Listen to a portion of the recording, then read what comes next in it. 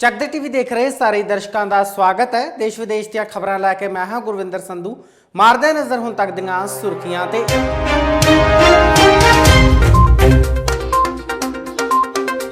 ਦਿੱਲੀ ਸੰਘਰਸ਼ ਦੇ ਰਾਹ ਪਏ ਕਿਸਾਨਾਂ ਨੂੰ ਲੈ ਕੇ ਭਾਜਪਾ ਲੀਡਰ ਦਾ ਟੇਢਾ ਬਿਆਨ।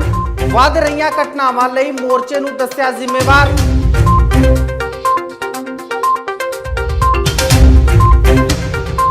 भगवंत मान का वड्डा बयान, मान हो सकते ने आम आदमी पार्टी का 2022 में मुख्यमंत्री का चेहरा।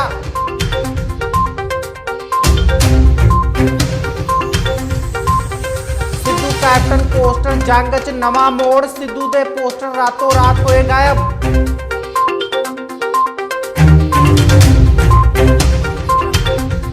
नहीं रहा उड्डना सिख, 91 साल की उम्र में लए आखिरी साह। प्रधानमंत्री मुख्यमंत्री सने नामी हस्तियां कीता याद।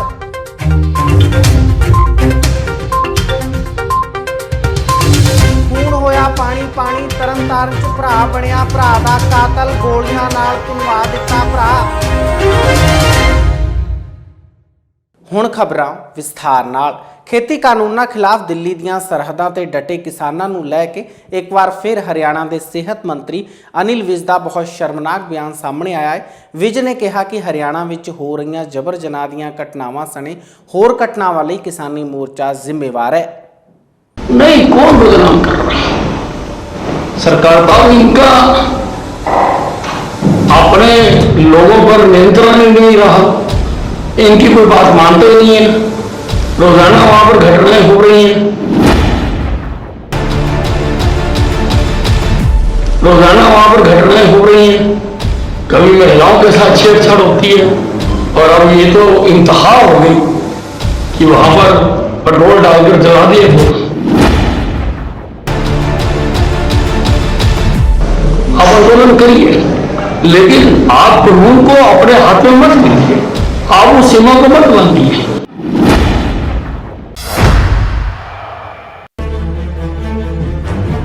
खेती कानूनां दे खिलाफ दिल्ली सरहदां ते डटे किसानां नूं लै के एक बार फिर हरियाणा के गृह ते सेहत मंत्री अनिल विज ने विवादित बयान दिता है।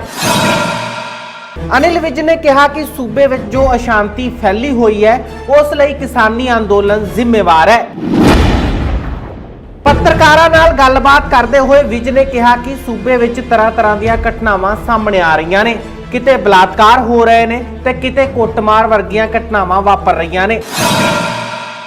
उन्होंने कहा कि सूबे विच फैली अशांति लई अंदोलनकारी जिम्मेवार ने।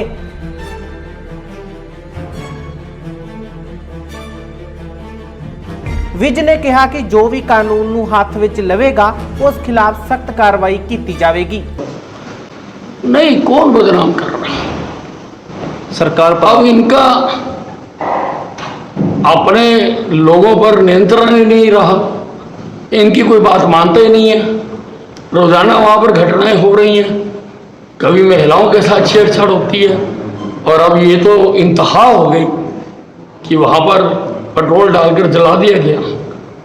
और खुद जलने वाले का बयान आया है, उसके भाई के बयान पर हमने मुकदमा दर्ज किया है, 302 का मुकदमा दर्ज किया है। तो बदनाम कौन कर रहा है? सर, जब आप ऐसी घटनाएं करेंगे, हमने 50 बार कहा है कि आंदोलन करना प्रजातांत्रिक देश में सबका अधिकार है, आप आंदोलन करिए, लेकिन आप कानून को अपने हाथ में मत लीजिए, आप उस सीमा को मत लांघिए। पर देखने में लग रहा है कि अब इनके लोग इनकी बात मानते नहीं है, इनके नियंत्रण में नहीं है। सर, दोनों बॉर्डर बंद होने से आम जनता पिछले कई महीनों से परेशान है। बॉर्डर क्यों नहीं खुल पा रहे हैं सर? सरकार क्यों नहीं? देखिए, अब पूरी तरह से इनके साथ बात की जा रही है। सरकार ने, केंद्रीय सरकार ने भी 10-11 दौर की इनके साथ बात की है, लेकिन अब ये किसी बात को मानने के लिए तैयार नहीं होते। यहाँ तक है कि कोरोना आया, हमने टीमें भेजी कि आप टीकाकरण करा लो, आप टेस्ट करा लो, उसके लिए भी तैयार नहीं है। और जो लोग इनका समर्थन करते हैं, बार बार इनको उकसाते हैं, इनको इनके कंधों पर बंदूक रख के वो गोली चलाना चाहते हैं, उन्होंने भी इनको एक बार नहीं समझाया कि वह आंदोलन एक तरफ है और स्वास्थ्य की चिंता एक तरफ है। आप लोग वैक्सीनेशन करवाइए।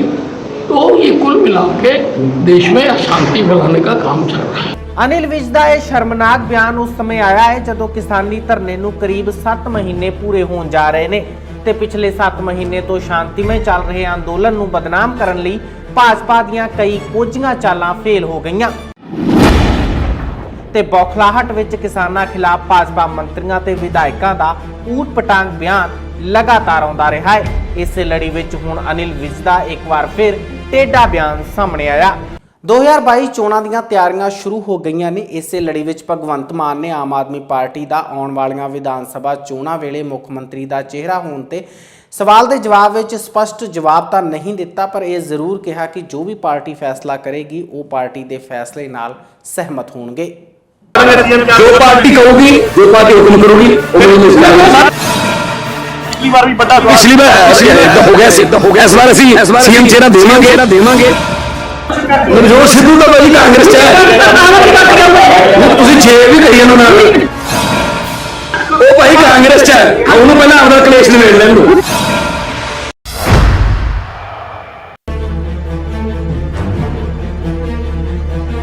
ਪੰਜਾਬ ਦੀਆਂ ਵਿਧਾਨ ਸਭਾ ਚੋਣਾਂ 2022 ਤੋਂ ਪਹਿਲਾਂ ਸਿਆਸੀ ਗਲਿਆਰਿਆਂ ਵਿੱਚ ਸਰਗਰਮੀਆਂ ਤੇਜ਼ ਹੋ ਗਈਆਂ ਨੇ। ਇਸੇ ਲੜੀ ਵਿੱਚ ਆਮ ਆਦਮੀ ਪਾਰਟੀ ਨੇ ਵੀ ਆਉਣ ਵਾਲੀਆਂ ਵਿਧਾਨ ਸਭਾ ਚੋਣਾਂ ਨੂੰ ਲੈ ਕੇ ਸਿਆਸੀ ਵਿਗੁਲ ਵਜਾ ਦਿੱਤਾ ਹੈ। ਲੁਧਿਆਣਾ ਪਹੁੰਚੇ ਸੰਗਰੂਰ ਤੋਂ ਐਮਪੀ ਤੇ ਆਮ ਆਦਮੀ ਪਾਰਟੀ ਦੇ ਪੰਜਾਬ ਪ੍ਰਧਾਨ ਕਾਂਗਰਸ ਤੇ ਨਿਸ਼ਾਨੇ ਲਗਾਉਂਦੇ ਹੋਏ ਨਜ਼ਰ ਆਏ ਤੇ ਬੀਤੇ ਦਿਨੀ ਪੰਜਾਬ ਸਰਕਾਰ ਵੱਲੋਂ 40% ਦੀ ਐਸਸੀ ਸਕਾਲਰਸ਼ਿਪ ਲਈ ਆਪਣਾ ਹਿੱਸਾ ਰਿਲੀਜ਼ ਕੀਤੇ ਜਾਣ ਨੂੰ ਆਮ ਆਦਮੀ ਪਾਰਟੀ ਦੇ ਧਰਨਿਆਂ ਦੀ ਕਾਮਯਾਬੀ ਦੱਸਿਆ। ਬਹੁਤ ਵੱਡੀ ਜਿੱਤ ਹੈ ਸਾਡੀ ਇਹ ਗਰੀਬਾਂ ਦੇ ਹੱਕ ਦੇ ਵਿੱਚ। ਆਮ ਆਦਮੀ ਪਾਰਟੀ ਨੇ ਪਹਿਲੇ ਦਿਨੋਂ ਨਾਅਰਾ ਦਿੱਤਾ ਸੀ ਕਿ ਅਸੀਂ ਲੋਕਾਂ ਦੇ ਨਾਲ ਆ, ਆਮ ਆਦਮੀ ਦੇ ਨਾਲ ਆ। ਸੋ ਆਮ ਆਦਮੀਆਂ ਦੇ ਵਜ਼ੀਫੇ ਦੇ ਪੈਸੇ 200 ਕਰੋੜ ਦੇ ਨੇੜੇ ਤੇੜੇ ਜਾਰੀ ਹੋਏ ਨੇ। ਸਾਡੇ ਜਿਹੜੇ ਯੋਧੇ ਨੇ ਬਹਾਦਰ ਜਿਨ੍ਹਾਂ ਨੇ ਮਰਨ ਵਰਤ ਰੱਖਿਆ, ਭੁੱਖ ਹੜਤਾਲ ਕੀਤੀ, ਕਸ਼ਟ ਚੱਲਿਆ, ਮੈਂ ਉਹਨਾਂ ਨੂੰ ਵਧਾਈ ਦੇਣੀ ਚਾਹੁੰਦਾ ਕਿ ਜਿੱਤ ਹੈ। ਔਰ ਭਵਿੱਖ ਦੇ ਵਿੱਚ ਵੀ ਜਦੋਂ ਵੀ ਕੋਈ ਸਰਕਾਰ ਗਲਤ ਕੰਮ ਕਰੂਗੀ ਆਮ ਆਦਮੀ ਪਾਰਟੀ ਡਟ ਕੇ ਆਮ ਲੋਕਾਂ ਦਾ ਪੱਖ ਤੇ ਆਮ ਲੋਕਾਂ ਦੇ ਹੱਕ ਦੇ ਵਿੱਚ ਖੜੂਗੀ ਤੇ ਕੋਈ ਗਲਤ ਕੰਮ ਸਰਕਾਰ ਨੂੰ ਕਰਨ ਨਹੀਂ ਦੇਵਾਂਗੇ। ਮਾਨ ਸਾਹਿਬ ਹੁਣ ਜਿਹੜਾ ਕਰਨਾ ਤੁਸੀਂ ਭੁੱਖ ਹੜਤਾਲ ਕੀਤੀ ਹੈ, ਹੁਣ ਟੀਚਰਾਂ ਨੂੰ ਅਧਿਕਾਰ ਦਿਵਾਉਣਾ ਤੁਸੀਂ ਉਹਨਾਂ ਨੂੰ ਸਾਰਿਆਂ ਨੂੰ ਦੇਣੇ ਚਾਹੁੰਦੇ ਇਸ ਤਾਂ, ਪਰ ਕੋਈ ਗੱਲ ਨਹੀਂ। ਆ 7-8 ਮਹੀਨਿਆਂ ਬਾਅਦ ਹਰੇ ਰੰਗ ਦਾ ਪੈਨ ਸਾਡੇ ਹੱਥ 'ਚ ਹੀ ਆਉਣਾ ਹੈ। ਅਸੀਂ ਉਹਨਾਂ ਦੇ ਹੱਕ 'ਚ ਹੀ ਚਲਾਵਾਂਗੇ। ਸਾਡਾ ਹਰੇ ਰੰਗ ਦਾ ਪੈਨ ਦਿੱਲੀ 'ਚ ਵੀ ਅਰਵਿੰਦ ਕੇਜਰੀਵਾਲ ਦੀ ਅਗਵਾਈ 'ਚ, ਇੱਥੇ ਵੀ ਜਿੱਥੇ ਵੀ ਹਰੇ ਰੰਗ ਦਾ ਪੈਨ ਸਾਡੇ ਕੋਲੇ ਆਊਗਾ ਅਸੀਂ ਲੋਕਾਂ ਦੇ ਹੱਕ 'ਚ ਚਲਾਵਾਂਗੇ, ਨਾ ਕਿ ਆਪਣੇ ਚਮਚਿਆਂ ਦੇ ਪੁੱਤ ਪੋਤਿਆਂ ਦੇ ਜਾਂ ਆਪਦੇ ਐਮਐਲਏਆਂ ਦੇ ਜਿਹੜੇ ਪਰਿਵਾਰਾਂ ਦੇ ਹੱਕ ਜਿਵੇਂ ਇਹ ਚਲਾ ਰਹੇ ਨੇ। ਇਸ ਮੌਕੇ ਮਾਨ ਨੇ 2022 ਚ ਆਮ ਆਦਮੀ ਪਾਰਟੀ ਦੇ ਸੀਐਮ ਕੈਂਡੀਡੇਟ ਨੂੰ ਲੈ ਕੇ ਵੀ ਟਿੱਪਣੀ ਕੀਤੀ। ਕੀ ਕਿਹਾ ਦੇਖ ਲਵੋ। ਜੋ ਪਾਰਟੀ ਕਹੂਗੀ, ਜੋ ਪਾर्टी हुक्म करूगी वो मैं जिस पिछली बार भी बड़ा सवाल थी सीएम चेहरा, बट पिछली बार भी बड़ा सवाल पिछली बार हो गया सी। इस बार ਅਸੀਂ ਸੀਐਮ ਚਿਹਰਾ ਦੇਵਾਂਗੇ, ਤੁਹਾਡੇ ਸਾਹਮਣੇ ਰੱਖਾਂਗੇ ਔਰ ਜਿੱਦੇ ਅਨਾਉਂਸ ਕਰਨਾ ਹੋਇਆ ਤੁਹਾਨੂੰ ਸਾਰਿਆਂ ਨੂੰ ਬੁਲਾਵਾਂਗੇ। ਤੁਸੀਂ ਸੀਐਮ ਚਿਹਰਾ ਘੋਸ਼ਿਤ ਕਰਦੇ, ਤੁਸੀਂ ਐਗਰੀ ਕਰਦੇ ਹੋ ਇਸ ਚੀਜ਼ ਨਾਲ ਜੇ ਪਾਰਟੀ ਨਵਜੋਤ ਸਿੱਧੂ ਨੂੰ ਚਿਹਰਾ ਘੋਸ਼ਿਤ ਕਰਦੇ? ਨਵਜੋਤ ਸਿੱਧੂ ਤਾਂ ਭਾਜੀ ਕਾਂਗਰਸ ਚ ਹੈ। ਆਮ ਆਦਮੀ ਪਾਰਟੀ ਜਾਊਗਾ ਨਹੀਂ ਤੁਸੀਂ ਜੇ ਵੀ ਕਹੀ ਜਾਨੋ ਨਾਲ ਜੇ ਸਵਾਲ ਹੁੰਦੇ ਉਹ ਭਾਈ ਕਾਂਗਰਸ ਚ ਹੈ।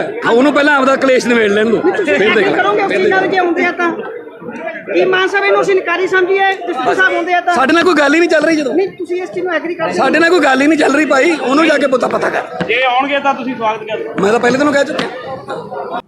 ਕਾਂਗਰਸ ਕਲੇਸ਼ ਤੇ ਬਣੀ 3 ਮੈਂਬਰੀ ਕਮੇਟੀ ਦੀ ਸਿਫਾਰਿਸ਼ ਤੇ ਹਾਈ ਕਮਾਨ ਹਾਲੇ ਵਿਚਾਰ ਕਰ ਰਹੀ ਹੈ, ਪਰ ਇਸ ਦੌਰਾਨ ਅੰਮ੍ਰਿਤਸਰ ਵਿੱਚ ਸਿੱਧੂ ਤੇ ਕੈਪਟਨ ਦੀ ਪੋਸਟਰ ਵਾਰ 'ਚ ਇੱਕ ਦਿਲਚਸਪ ਮੋੜ ਆਇਆ ਹੈ। ਦਰਅਸਲ ਸਿੱਧੂ ਦੇ ਪੋਸਟਰ ਰਾਤੋਂ ਰਾਤ ਗਾਇਬ ਹੋ ਗਏ ਨੇ, ਜੋ ਸੁਰਖੀਆਂ ਦਾ ਵਿਸ਼ਾ ਬਣੇ ਹੋਏ ਨੇ। ਬੇਅਦਬੀ ਮਾਮਲੇ ਨੂੰ ਲੈ ਕੇ ਵਿਗੜੇ ਸਿੱਧੂ ਦੇ ਸੁਰਾਂ ਨੂੰ ਲਾਈਨ ਤੇ ਲਿਆਉਣ ਲਈ ਭਾਵੇਂ ਹਾਈ ਕਮਾਨ ਜਿੰਨਾ ਮਰਜ਼ੀ ਜ਼ੋਰ ਅਜ਼ਮਾਇਸ਼ ਕਰ ਲਵੇ, ਪਰ ਹੁਣ ਤੱਕ ਵੀ ਸਿੱਧੂ ਤੇ ਕੈਪਟਨ ਦੀ ਆਪਸੀ ਖੁੰਦਕ ਸ਼ਾਂਤ ਹੁੰਦੀ ਨਹੀਂ ਦਿਖ ਰਹੀ। ਪਾਰਟੀ ਹਾਈ ਕਮਾਨ ਵੱਲੋਂ ਬਣਾਈ ਗਈ 3 ਮੈਂਬਰੀ ਕਮੇਟੀ ਦੀਆਂ ਸਿਫਾਰਿਸ਼ਾਂ ਜਿੱਥੇ ਇੱਕ ਪਾਸੇ ਚੱਲ ਰਹੀਆਂ ਨੇ, ਉੱਥੇ ਹੀ ਸਿੱਧੂ ਤੇ ਕੈਪਟਨ ਦੀ ਪੋਸਟਰ ਜੰਗ ਵੀ ਦੇਖਣ ਨੂੰ ਮਿਲ ਰਹੀ ਹੈ। ਇਸ ਦੌਰਾਨ ਅੰਮ੍ਰਿਤਸਰ 'ਚ ਪਹਿਲਾਂ ਕੈਪਟਨ ਤੇ ਫਿਰ ਨਵਜੋਤ ਸਿੰਘ ਸਿੱਧੂ ਦੇ ਪੋਸਟਰ ਲਗਾਏ ਗਏ ਤੇ ਹੁਣ ਰਾਤੋਂ ਰਾਤ ਨਵਜੋਤ ਸਿੰਘ ਸਿੱਧੂ ਦੇ ਪੋਸਟਰ ਹਟਾਉਣ ਦਾ ਮਾਮਲਾ ਸਾਹਮਣੇ ਆਇਆ ਹੈ, ਜਿਸ ਤੋਂ ਬਾਅਦ ਸਿੱਧੂ ਧੜੇ ਵਿੱਚ ਥੋੜੀ ਨਾਮੋਸ਼ੀ ਹੈ।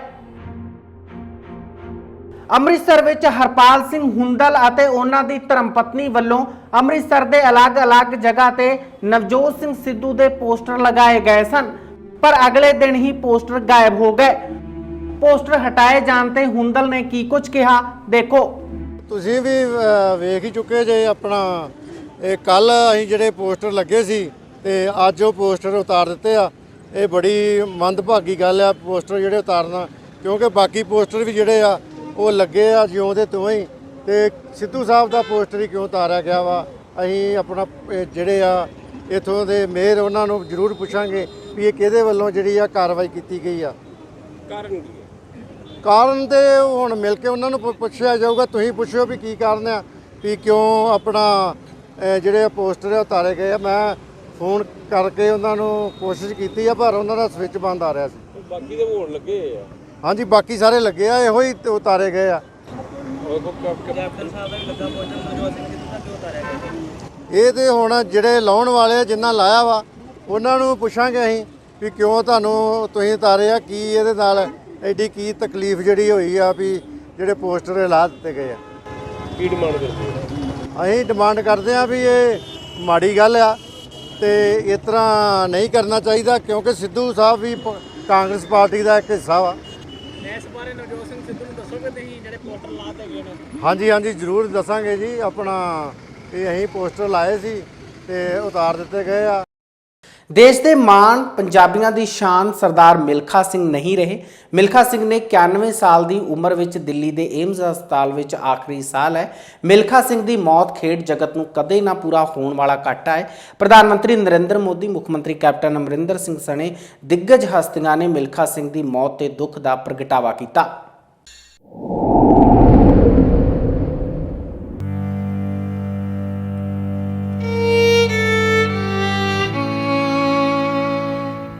ਭਾਰਤ ਦੇ ਮਹਾਨ ਖਿਡਾਰੀ ਮਿਲਖਾ ਸਿੰਘ ਆਖਿਰਕਾਰ ਕਰੋਨਾ ਨਾਲ ਜੰਗ ਹਾਰ ਹੀ ਗਏ ਤੇ 91 ਸਾਲ ਦੀ ਉਮਰ ਵਿੱਚ ਅਕਾਲ ਚਲਾਣਾ ਕਰ ਗਏ।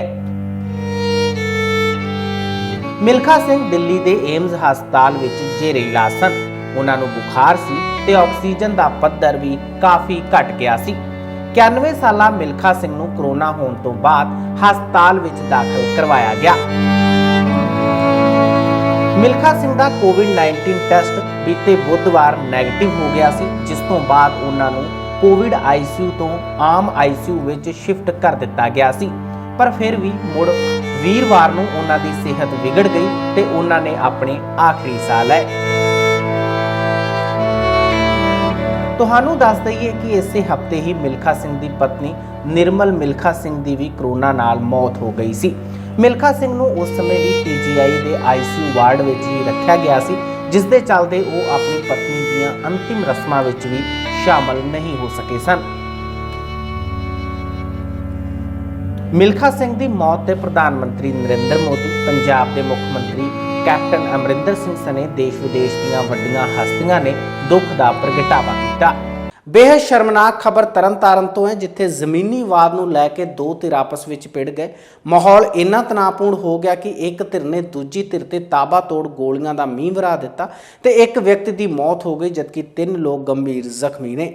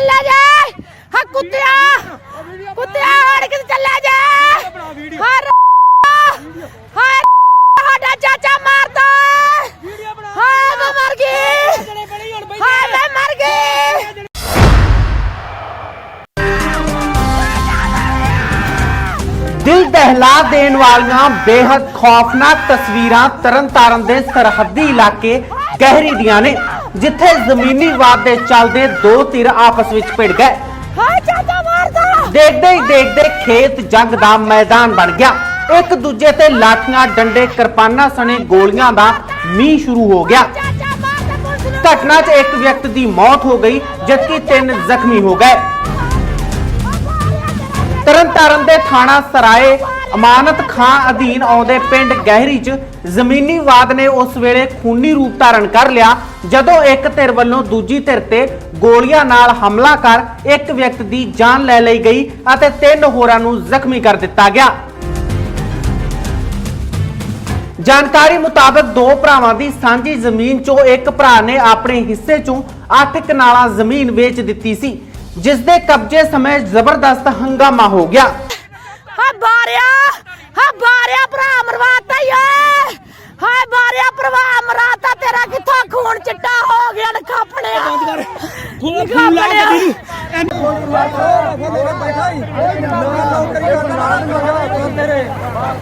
ਇਹ ਨੌਕਰੀ ਦੀ ਧਮਕੀ ਹੋ ਰਹੀ ਆ। ਹੱਥੋਂ ਪਾਈ ਹੋ ਰਿਹਾ ਬੇਨ ਵਜਾ ਸਾਡੇ ਗਲ ਪੈ ਰਿਹਾ। ਬੇਨ ਵਜਾ ਪਲਵਿੰਦਰ ਸਿੰਘ ਪਿੰਦਰ ਨਜਾਇਜ਼ ਗਲੇ ਪੈ ਰਿਹਾ। ਨਜਾਇਜ਼ ਤੂੰ ਜਿਹੜੀ ਲਈ ਹੋ ਵਾ ਨਾ ਤੂੰ ਐ ਫੁੱਫੜ ਦੀ ਕਾਤੋਂ ਮੰਨਾ ਆਵੇ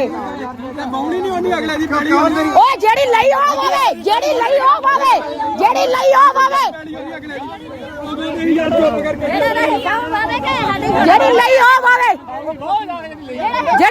ਵਾਵੇ ਹਾਂ ਮਤਲਬ ਕਿ ਬੰਦਾ ਦੂਜੀ ਪੈਲੀ 'ਚ ਵੜਨ ਦਾ।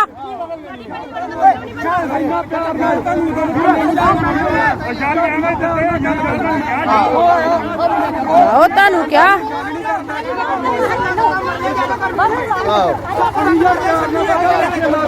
ਸੱਤ ਮਰਲੇ ਬਾਬੂ ਗਏ।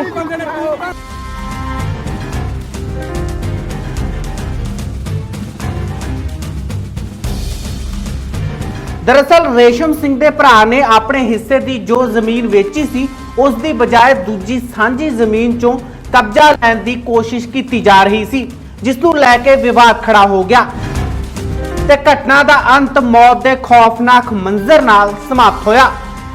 ਇਸ ਸੰਬੰਧੀ ਜ਼ਖਮੀ ਸੁਲਤਾਨ ਸਿੰਘ ਨੇ ਮੀਡੀਆ ਨਾਲ ਜਾਣਕਾਰੀ ਸਾਂਝੀ ਕੀਤੀ। ਕੀ ਕੁਝ ਕਿਹਾ ਦੇਖੋ। ਜਸਵੰਤ ਸਿੰਘ। ਕੀ ਗੱਲ ਹੋਈ ਹੈ ਜਿਹੜੀ ਇਹ ਝਗੜਾ ਹੈ? ਗੱਲ ਝਗੜਾ ਇਹੋ ਹੋਇਆ ਜੀ, ਇਹਨਾਂ ਕੱਲ ਰਜਿਸਟਰੀ ਕਰਾਈ ਆ ਸਾਡੇ ਭਰਾ ਤੋਂ ਤੇ ਉਹ ਥਾਂ ਨਹੀਂ ਇਹਨਾਂ ਵਾਇਆ। ਇਹ ਜਿਹੜਾ ਜੀਤ ਸਿੰਘ ਥੱਲੇ ਥਾਂ ਸੀ ਇਹਨਾਂ ਨੇ ਉਹ ਵਾਹੁਣਾ ਸ਼ੁਰੂ ਕਰਤਾ। ਆ ਕੇ ਬੰਦੇ ਇਕੱਠੇ ਕਰਕੇ 100-150 ਬੰਦਾ ਇਕੱਠਾ ਕਰਕੇ ਤੇ ਉਹਨੂੰ ਵਾਹੁਣਾ ਸ਼ੁਰੂ ਕਰਤਾ। ਅਸੀਂ ਜਾ ਕੇ ਡੱਕਿਆ ਤੇ ਇਹਨਾਂ ਗੋਲੀ ਚਲਾਤੀ ਹੈ ਕੁਲਦੀਪ ਸਿੰਘ ਨੇ ਤੇ ਉਹਨੇ ਪਰਮਿੰਦਰ ਸਿੰਘ ਨੇ। ਇਹਨਾਂ ਨੇ ਰੇਸ਼ਮ ਸਿੰਘ ਦਾ ਗੋਲੀ ਮਾਰ ਕੇ ਤੇ ਕੰਮ। ਕਿੰਨੇ ਬੰਦੇ ਕਿੰਨੇ ਜ਼ਖਮੀ? ਹਾਂਜੀ ਕਿੰਨੇ ਬੰਦੇ ਜ਼ਖਮੀ? ਕਿੰਨੇ ਨਾਲ ਮਲਤਾਨ ਸਿੰਘ ਜ਼ਖਮੀ।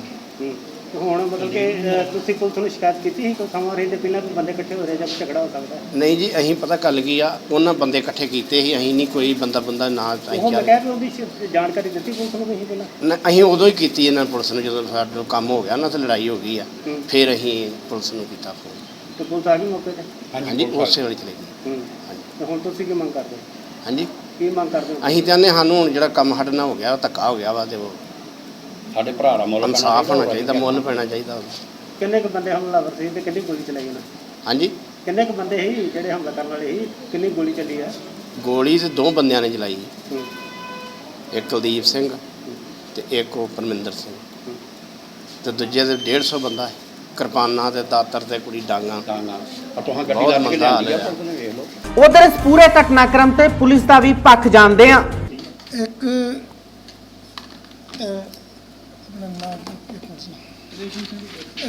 ਰੇਸ਼ਮ ਸਿੰਘ ਸਾਨੂੰ ਕਸ਼ਮੀਰ ਸਿੰਘ ਦੀ ਡੈਥ ਹੋ ਗਈ ਗੋਲੀ ਲੱਗਣ ਨਾਲ, ਤੇ ਦੂਜਾ ਜ਼ਖਮੀ ਜਿਹੜਾ ਮਲਤਾਨ ਸਿੰਘ ਸਾਨੂੰ ਅਜੀਤ ਸਿੰਘ ਇਹ ਜ਼ਖਮੀ ਹੋਇਆ ਵਾ।